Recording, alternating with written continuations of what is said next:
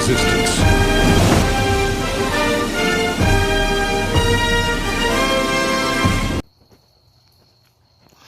Hey y'all, it is April the 3rd, 2019. I thought I'd pop in real quick right here at the beginning. I want to take you on a journey.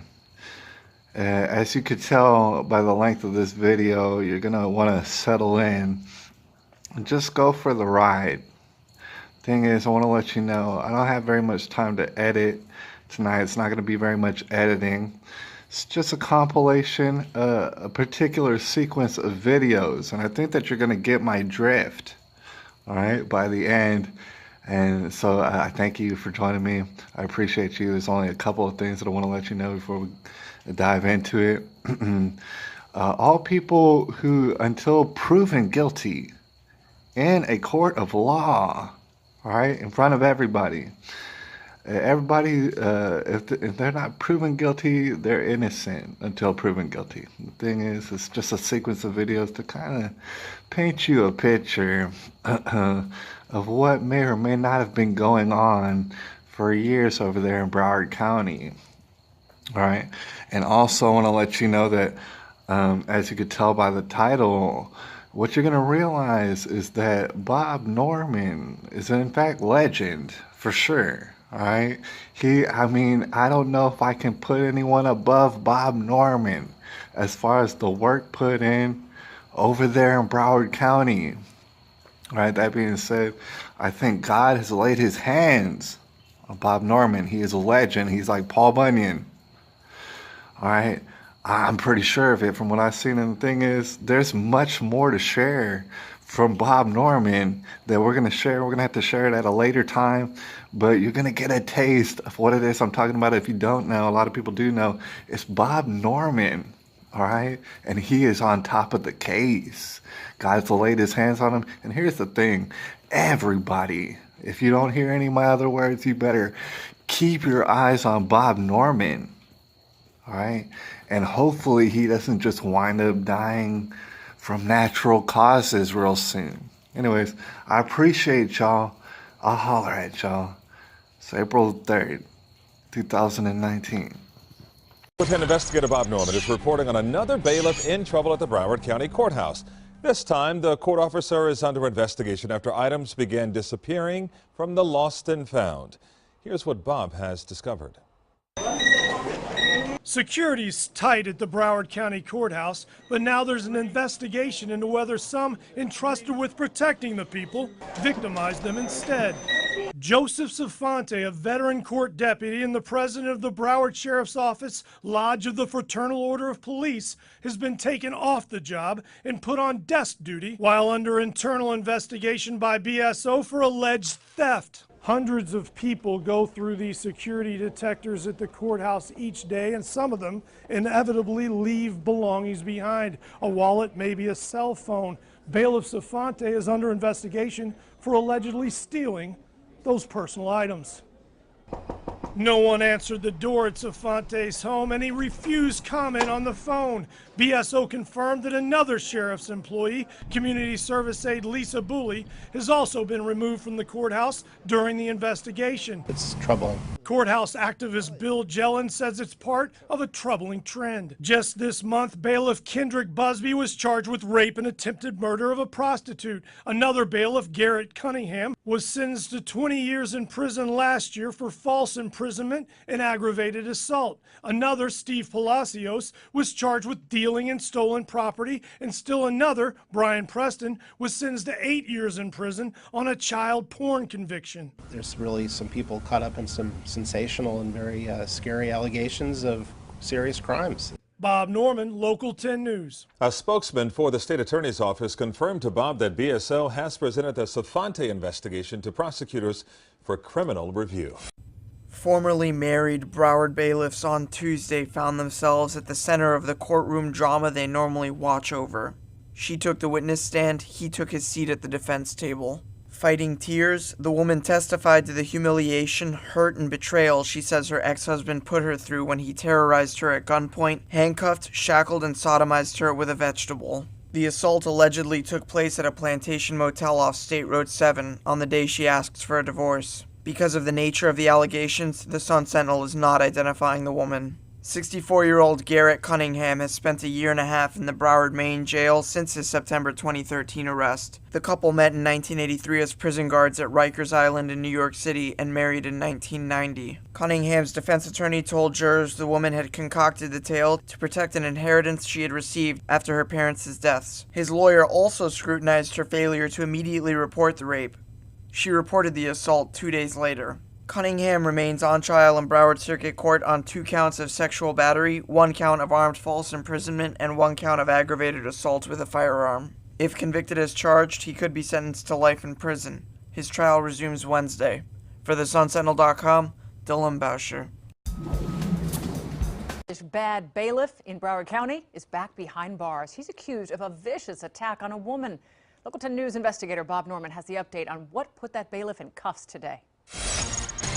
Mr. Busby needs to be present in the courtroom for that to happen. Missing from Broward County Bailiff Kendrick Busby's court hearing today was Busby himself. There's media outside, Judge. I prefer him not to be scrutinizing the media. Busby tried to avoid our cameras, but Judge Yvonne Kolodny demanded he appear in the courtroom. Mr. Busby, the state of Florida has charged you at this stage with an attempted felony murder, a first-degree felony which is punishable by up to life imprisonment. Busby's $30,000 bond was revoked after the state recently increased the criminal charges against him for an alleged vicious attack on a prostitute who was stabbed repeatedly and raped. The office of Kathy Fernandez-Brundle has indicated that they are going to be entering a conflict in this case.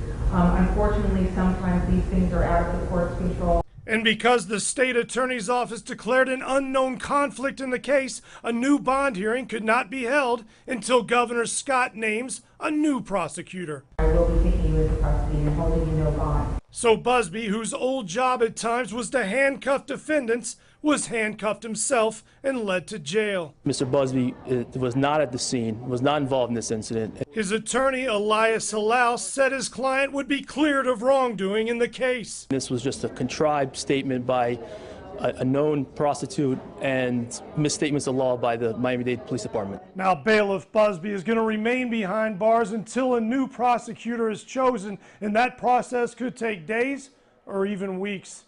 In the video report, I'm Bob Norman, Local 10 News. Oh, thank you. And Busby has been suspended without pay by the Broward Sheriff's Office pending the outcome of this criminal case. This is 60-year-old Frank Pinter at home last week. Can I talk to you about the risk protection order, sir? This temporary risk protection order, signed by a judge the Friday before Memorial Day, after Pinter's co-workers said they feared he could kill them and others. According to this affidavit, all you rats should be exterminated, it says he told one. Another said Pinter spoke of burning 2 co-workers with a blowtorch. This bailiff said Pinter told him, "I'm going to exterminate you," and pointed an imaginary long gun at him. And there's more. Twice in the last 6 months, co-workers reported seeing Pinter standing high above the lobby of the west wing of the courthouse, simulating he had a weapon pointing down as if he were firing on the people below. According to the affidavit, he was heard to say, "Pow, pow, pow," and that the people below were easy prey. He could take them all out. We tried to ask Pinter about this. Give you an opportunity to talk about what your coworker said, what the sheriff has done. And about sheriff's records showing he was disciplined for watching pornography in front of a female judicial assistant in 2014 and sexually harassing a jury clerk 2 years earlier. But he had no comment, and his attorney did not return a call. But he did voluntarily surrender his 67 firearms, despite previously telling one co-worker, "Nobody will take my guns, not over my dead body," according to the affidavit. Bailiffs like these in white shirts are civilian sheriff's employees and do not carry firearms at work, unlike the deputies in green, here on armed duty outside the 10th floor family, domestic violence, and dependency courtrooms, including the one Pinter was assigned to most recently. But according to the affidavit, one co-worker said 3 weeks ago, Pinter brought a Glock handgun in his car to the courthouse garage and said he recently bought an AR-15. His homophobic statement on social media, he refused to take it down and instead doubled down, daring the person he was attacking to call our investigative reporter Bob Norman. He did, And now that captain is being investigated by the agency. Here's Bob with the story.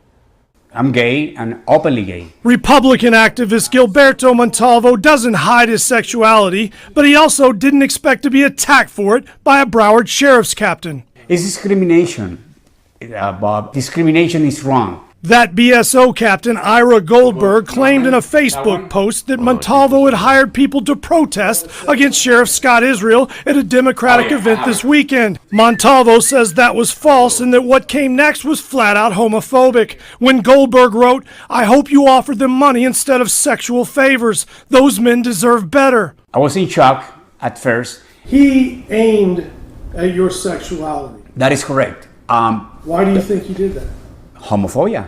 Gay activist and Israel supporter Michael Rayner also condemned the statement. I think it's completely inappropriate for somebody in law enforcement to be making that type of comment. When Montalvo asked Goldberg to take the post down, the captain doubled down instead, writing that he stood by his comment and daring Montalvo to go to the media. If you have any problem, call the media. Actually, call Bob Norman. A BSO spokeswoman told Local 10 that when Israel learned about the Facebook post, he started an internal investigation into Goldberg, adding that all BSO employees are expected to conduct themselves without bias to sexual orientation. But Montalvo notes that Goldberg is also one of Israel's closest campaign supporters and that the sheriff promoted him all the way from jail deputy to captain after his election. They're really good friends, and I don't think that there's going to be any consequences to this captain for his behavior. In Wilton Manors, Bob Norman, Local 10 News. And after that investigation started, Captain Goldberg did indeed finally take down that offensive post. He did not respond to a phone message that Bob left requesting comment. Immediately after the shooting rampage at Stillman Douglas High, Broward Sheriff Scott Israel was all over TV talking about the case. But as Bob Norman has found, Israel has been shying away from the media since BSO's failures came to light. This as Parkland is on edge after the shooter's brother somehow made it onto campus and a deputy fell asleep while on duty while he was supposed to be protecting the school. Here's Bob's report. Every day we're learning something more and more. Broward Sheriff Scott Israel didn't shy away from cameras after the mass shooting at Marjorie Stoneman Douglas High. And I come here tonight with 39 years in law enforcement. But after national outrage when it was learned his deputies failed to enter the school to stop the shooting, Israel's dodged the media for the past month. Even as Parkland remains on edge after the shooter's brother was able to trespass at Douglas and another deputy was found sleeping on duty there. As a leader of an organization, you always accept responsibility for the good and the bad. BSO deputy and union chief Jeff Bell said Israel did himself no good in one of his last interviews on CNN when he not only refused to take responsibility for BSO's failure, but also patted himself on the back. I've given amazing leadership to this agency. Amazing leadership? I've worked, yes. He took a tremendous beating out in the public from that. Israel also claimed in a letter to Governor Rick Scott that only one deputy, Scott Peterson, was at the school while bullets were flying, but records prove that at least 3 other deputies were also there. Certainly he had some wrong information that day. BSO sources tell me that Israel behind the scenes is saying he's not going anywhere, and even if the governor removes him from office, he'll run again in 2020. In order to get that forgiveness and to gain that confidence back, you first have to come and admit that there's some faults. So it's too late for an apology? I believe so. So how does he get it back? Time will tell on that. We're going to see how this wound heals. Bell said in the meantime, morale is so low the union is considering drastic action against Israel. We have not ruled out the possibility of a no confidence vote. In Parkland, Bob Norman, Local 10 News. Governor Rick Scott has ordered the Florida Department of Law Enforcement to investigate BSO's actions. That investigation is expected to conclude at the end of April.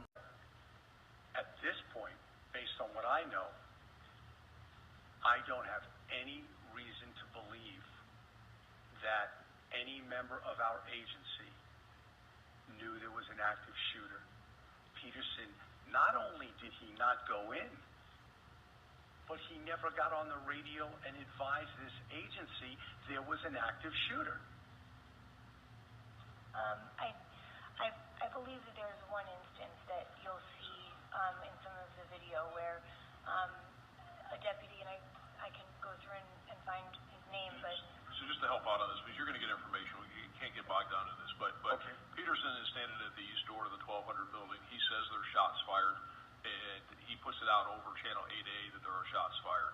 responding deputies without 8A would have heard that or in a position to hear that. And I can tell you that when they arrived on Holmberg Road, there are several deputies, and it is verified by their body cameras or it is revealed to us through their body cameras, that they heard shots being fired. And that is before Peterson said anything about staying away or gave any instructions to the deputies that would have indicated to them not to do anything other than go in. So. One of Peterson's utterances on the radio, I think 1 or 2 times, he actually says, "Shots fired." We don't have any description yet. We just hear shots, but appears to be shots fired. Coral Springs police who arrived at the scene saw that 3 other Broward deputies were standing behind cars, not having gone into the building. What can you tell me about that? Well, let me be perfectly clear. Our investigation to this point shows that during this horrific attack, while this killer was inside the school, there was only one law enforcement person, period, and that was former Deputy Scott Peterson.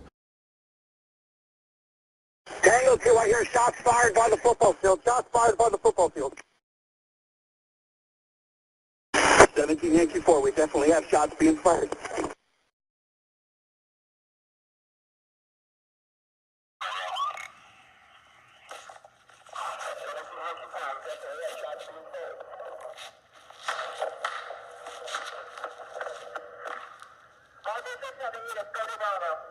I've given amazing leadership to this agency. Amazing leadership? I've worked. Yes, Jake. There's a lot of things we've done throughout this. This is you don't measure a person's leadership by a deputy. Listen, if ifs and buts were candy and nuts, O.J. Simpson would still be in the record books. I don't know what that means. There's 17 dead people, and there's a whole long list of things your department could have done differently.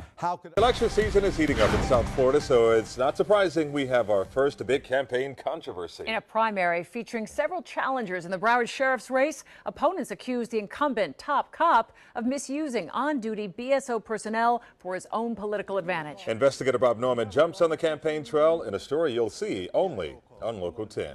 We need somebody in the Senate who is sensitive to what that really means. At a political forum at the Kings Point condos for senior citizens Wednesday afternoon, local candidates vie for votes. Any other questions? Not there is Broward Sheriff Scott Israel, thank you, who's in the midst of a campaign himself. But he seems well represented nonetheless. By the door is a contingent of his underlings, including Captain Ira Goldberg, Tamarack Chief Neil Glassman, and BSO employee Patty Lynn, all there at the political event on the taxpayers' dime. It's improper because they're taking resources from the citizens. Taxpayers give the sheriff's office $750 million to run this agency to provide public safety. It's a waste of resources. 2 of the sheriff's Democratic opponents, Willie Jones and Jim Fondo, both say it's unethical and possibly worse.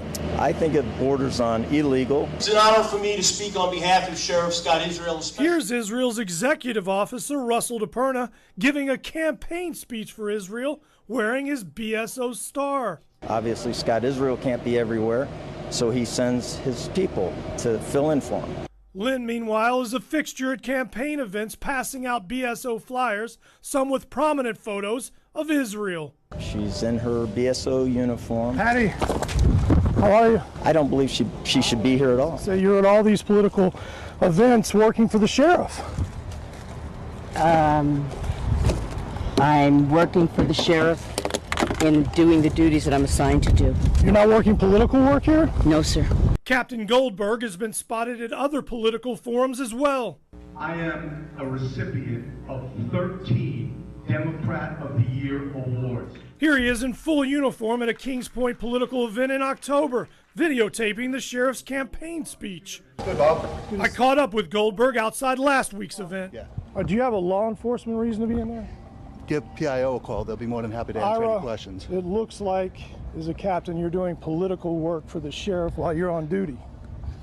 Call PIO, Bob. You're not going to answer that? Have a great day, Bob. Thank you. Goldberg was also a fixture in Israel's 2012 campaign when he was just a jail guard. After his election, Israel leapfrog promoted Goldberg all the way to captain. Israel refused to be interviewed, and BSO Media Relations said that Lynn goes to the meetings as part of, quote, community outreach, and command staff like Goldberg goes in case there's a question from the crowd. I want to depoliticize BSO.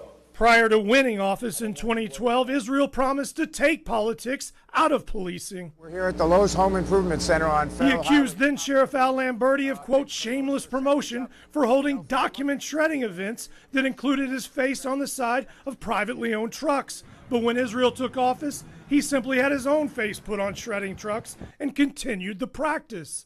I will not be spending money on bagels with the sheriff. Israel also railed at Lamberti for using BSO resources at his so-called coffees with the sheriff. For shameful self-promotions. But now Israel is doing the same thing at area McDonald's, only with free ice cream instead of coffee. The department has become 100% more political since Scott Israel's come in here. In Tamarack, Bob Norman, Local 10 News. The primary vote for sheriff and other local contests will take place on August 30th.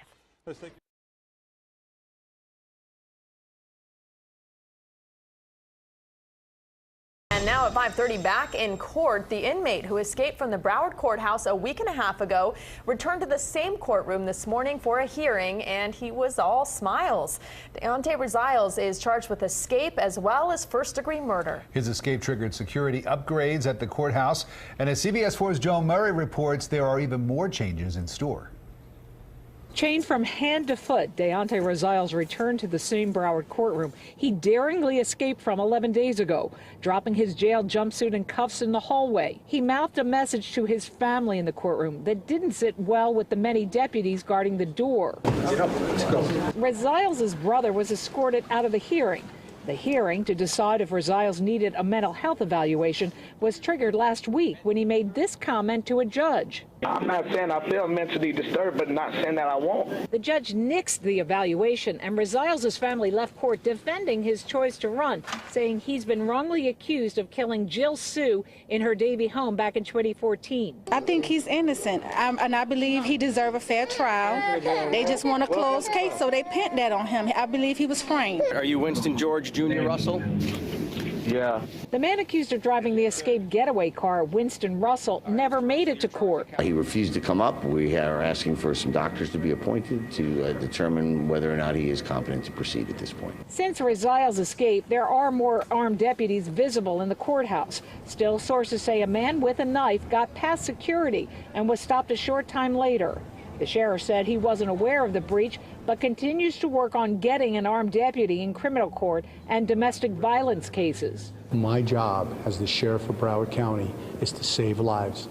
I wasn't elected to save dollars. I'm fiscally responsible. Getting the money for more armed deputies in the courthouse will be a big part of budget discussions with the county commissioners in the coming weeks. And Rosales' escape is going to be a big part of those discussions. In Fort Lauderdale, Joan Murray, CBS 4 News. Team coverage moves now to Fort Lauderdale. CBS 4's Ted Scouten is at the Broward County Courthouse with details on what was a very emotional hearing for two of Rosales' alleged accomplices. Hey, Ted. Hey, Walter. Well, you know, this certainly was not a small escape operation. It has now ballooned to 7 people who are accused of helping him. The latest 2 are 2 women who were arrested. One is a pregnant teenager. They were both in court today, and there were plenty of tears and drama. I'm asking for mercy from you for my baby. The mother of Paige Jackson pleads for leniency in court after her daughter is accused of helping suspected killer Deontay Rosales in his escape from the Broward courthouse last Friday. She's a good person, a good kid, and I hate for her to be in this situation. Never had an issue with Paige at all. Always respectable. All my children are. She's accused of setting up 3-way calls for Rosales when he spoke to others accused of planning his escape. Jackson, who's 5 months pregnant, broke down while telling the judge she has plans for her life. And what was your plan after that? I'm going to be an RE. Her mom nearly passed out as prosecutors asked for a high bond. If you're asking for a number from the state, I would ask for something substantial, $150,000, $200,000, and pretrial. All right, let's have her sit down. Eventually, bond was set at $50,000 and house arrest, and there's another suspect in court accused of helping out. You're charged with accessory after the fact to a second-degree felony. You're also charged with violating your probation or community control. 1 second. Francine Messidou looks surprised hearing the charges against her. She's accused of giving Rosales a wig, colored contacts, and clothing. Yes, can I say something? Just a moment. Messidou was crying with her head in her hands for most of the hearing. She got no bond. No contact with any of the co-defendants. I don't know none of them. The number of co-defendants in this case is growing. Now there are a total of 7 people accused of helping Rosales escape. The sheriff says there could be more. And Jackson is expected to bond out of jail perhaps later on today. The judge said one condition, she has to turn in her cell phone. The mom said no problem because she smashed it. Meanwhile, Rosales is due in court later on this afternoon for his first appearance. Live in Fort Lauderdale, Ted Scouten, CBS 4 News.